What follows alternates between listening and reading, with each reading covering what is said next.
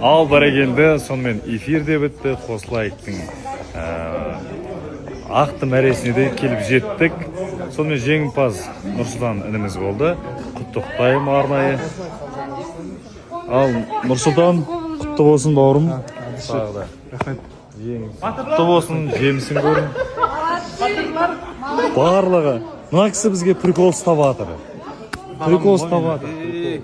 Приколға қақып кеттік, достар. Тапқыр қанзада, мен абылай, білмеймін енді ол. Төмен деп айтады ғой көбісі, бірақ тапқырсың сен. Сен табасың, сен ақша да табасың, сен любой қуыстан шығып кетесің, сен бұйырса, әлі де аласың, әлі бұйырса аласың. Енді ойлап атырым, патологын қоям, алла бұйырса, патологын мына жерде атпен, жануарлармен кірсем ба деп атырым, мысалы. Қолдауларыңызға рахмет. Достар, сіздерге бір нәрсемен бөліскім келіп тұр. Мен блогермін, бірақ та менің өз жұмысым бар. Мен бұл жұмысқа сразу келген жоқпын.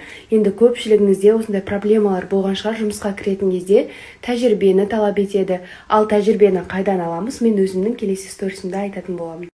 Ассалаумағалейкум, қайырлы кеш барлықтарыңызға, қадірмен достар. Иә, көздеріңізден оқып тұрмын. Менің бір осындай бір стористерім сағынған боларсыздар. Не үшін жазып отырмын? Ертең бізде Қонаев қаласында Book Talk, жалпы кітап туралы, кітаптың маңайында туралы кешкі сағат 5-те біздің жаңа кітапханамыз ашық есіктер күні өтеді. Сол жақта боламын, және де ертең сол жақта менен бір кішігірім анонс болады, бір жаңалығым болады. Сол себепті егер Қонаевтан болсаңыздар, кітап оқысаңыздар, оқымасаңыздар да келіңіздер. Не болса да қызық қыламыз, қызық болады. Барлықтарыңыз күтемін. Ертең кешкі сағат 5-те кітап Қапшағай қалалық кітапханасында. Бас аман денсау болсын. Менің балам келді. Развозкамен садиктен келді, таңертең алып кетеді, кешке әкеліп тастайды. Баламды сағынып қалған жандарға. Привет, жақ қой балам. Ей. Күшті ма, садик күшті болды ма? Садик күшті болды ма?